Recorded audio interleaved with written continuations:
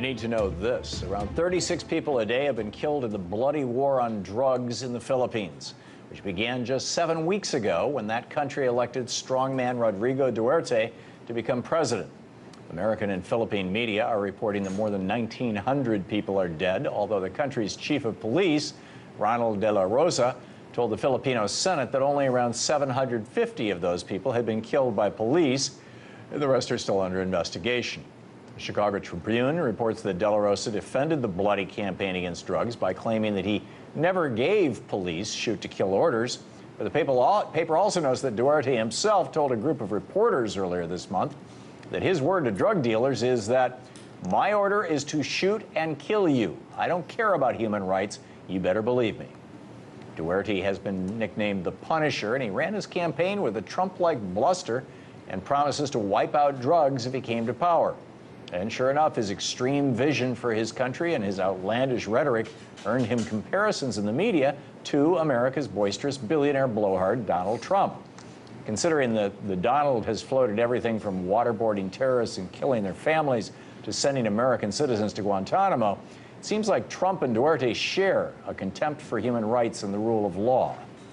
And Donald Trump himself has said again and again how he's the law and order candidate who will be tough on crime. Even Chris Christie helped him with that message when he referred to the presidency as law enforcement officer in chief. He even started his campaign by fear-mongering about immigrants, drugs, and crime. They're bringing drugs, they're bringing crime, they're rapists. And earlier this week, Trump told Bill O'Reilly about how he would end crime by telling the Chicago police to get much tougher. I know police in Chicago. If they were given the authority to do it, they would get it done. How? You have unbelievable. How? By being very much tougher than they are right now. They're right now not tough. I mean, I could tell you this very long and quite boring story, but when I was in Chicago, I got to meet a couple of very top police. I said, how do you stop this? How do you stop this? If you were put in charge to a specific person, do you think you could stop it? He said, Mr. Trump, I'd be able to stop it in 1 week. All right. An average of 36 people a day have been killed for the last 7 weeks in the Philippines because of Duterte's war against drugs. Would Donald, let's be very much tougher Trump, go even further to try and completely end crime in America by killing everybody he considers suspicious? Let's rumble.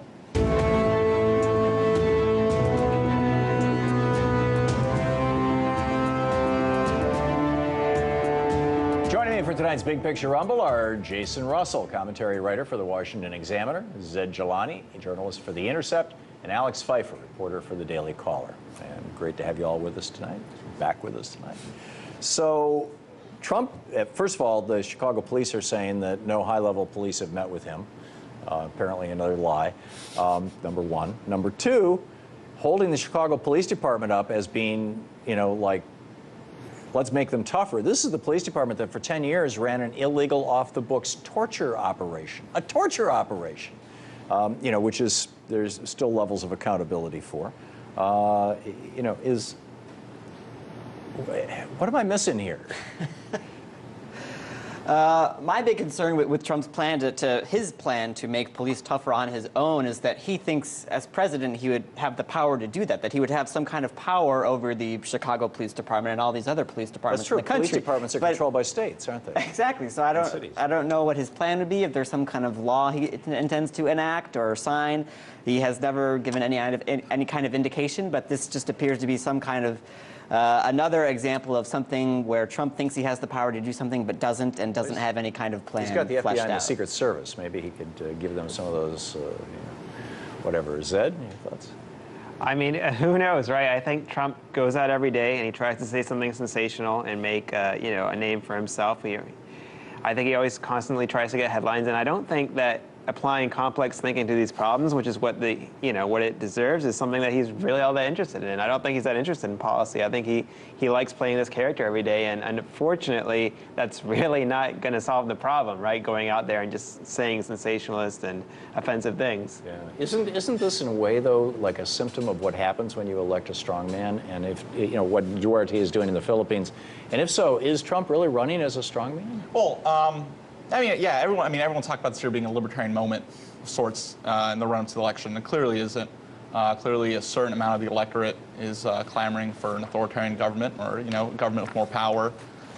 There's resentment towards PC culture, or whatever you want to call it. So Trump's comments about having the cops will be tougher, we're going to have good management for deportation. That's just him usually being vague and just going along with. Well, his good the whole management on ideas of his deportation campaign. was he actually explicitly endorsed President Obama's policies, Yeah, well, he's been which has got to be everywhere. making his people crazy. Well, he's been everywhere with the deportation. I mean, his plan on his website only says deporting criminal aliens. And he only talked about mass deportations when Dana Bash in late July asked him if he was for it. And he's like, we got to do it. We got to do it. We'll have good management. So he said everything and anything. And it works out for him, it seems. It does, maybe. I mean, he's not hitting 45% of the polls. I'm not sure. Anyhow, along those lines, speaking of the drug war, the simple fact is prohibition is brutal and ineffective. 1,900 people dead in the Filipino war on drugs in just 7 weeks.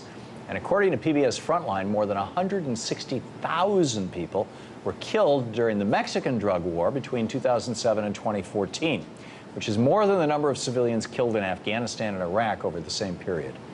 On the other hand, Portugal decriminalized all drugs, like all drugs, heroin, cocaine, everything, back in 2001 at a time when nearly 1% of the Portuguese population had used heroin at least once, and the country was the third most addicted country in Europe.